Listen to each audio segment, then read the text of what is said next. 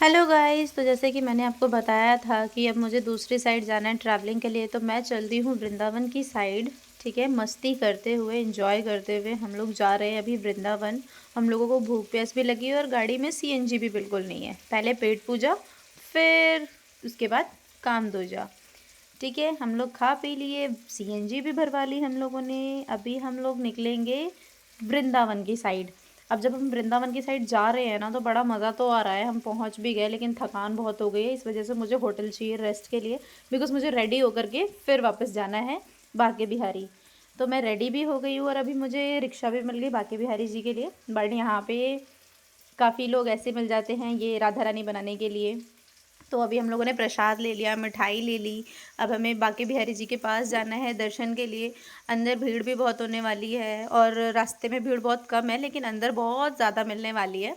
इसलिए राधे राधे करते करते हम लोग अंदर अंदर पहुंच गए। जब हम बाके बिहारी जी के पास जाते हैं ना, तो मस्ती करते हुए, लेकिन तो हमें दिखता है कि उनके दर्शन इतने ही सुंदर मिल रहे हैं हमें। उनकी वो आँखों की चमक मत पूछो गाइस, बहुत ही सुंदर दृश्य रहता है वो देखने का।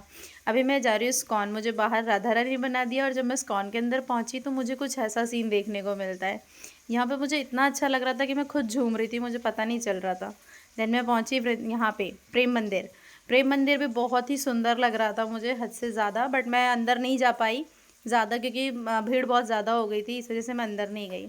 जब मैं सुबह उठी तो मेरे को ये वैष्णो देवी माता का मंदिर मिला। इसे छोटी वैष्णो देवी कहते हैं। यहाँ पे हम लोग जब इधर गए तो सेम यहाँ पे भी मतलब एक अलग ही वाइब आ रही थी कि कटरा जो नहीं जा पाते वो यहाँ पहुँचो, यहाँ दर्शन कर लो। जिनकी पॉसिबिलिटी नहीं, कम होती है वहाँ जाने की, वो यहाँ आ जाओ यार। यहाँ पे भी सेम चीज़ें हैं। बहुत अच्छा प्यारा मंदिर है ये। यहाँ पे भी आपको गुफा मिलेगी, 9 देवियों के रूप मिलेंगे, उनके बारे में आपको जानने को मिलेगा। फिर मैं जाती हूँ अब लाडली महाराज जी की तरफ। वैष्णो देवी घूम लिए तो हमें भूख लग गई थी।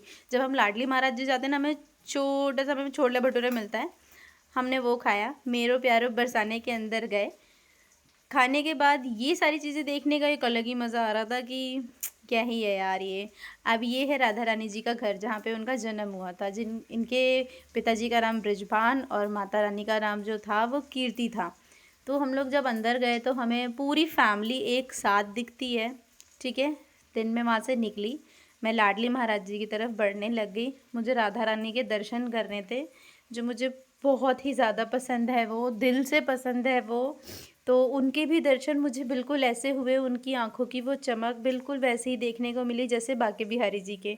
तो मत पूछो गाइस, जितना अच्छा लग रहा था ना वहाँ पे, वो वाइब बहुत अलग थी दोनों ही जगह की। सीरियसली यहाँ जाके एक अलग ही वाइब आ जाती है कि भगवान दिख गए, ऐसी फीलिंग आती है। तो मेरा मन था अब यहाँ से मुझे घूम फिर के रमन रेती जाना है। मैं यहाँ पहुँची। मैंने बहुत कुछ सुना है यहाँ के बारे में, उतना डिटेल्स नहीं बताऊँगी मैं, क्योंकि जो मैंने सुना है हो सकता है वो आप लोगों ने भी सुना हो। तो यहाँ पे मुझे ये छोटे छोटे जानवर भी देखने को मिले। हिरन है, शुतुरमुर्ग है, काफ़ी कुछ है। हम लोग अंदर जाते हैं तो हम लोगों को कुछ ऐसा देखने को मिलता है। जब हम अंदर गए ना, तो मेरे जो बिल्लू हैं, किशन जिनको मैं कहती हूँ, वो काफ़ी मस्ती कर रहे थे। हम सभी मस्ती कर रहे थे यहाँ पे। हम लोग अपनी अपनी चीज़ें बना रहे थे। हमने सबको देखा बनाते हुए, हमने भी बनाया। हमें काफ़ी मज़ा आ रहा था। हम लोग एक दूसरे के ऊपर मिट्टी डाल रहे थे, खेल रहे थे।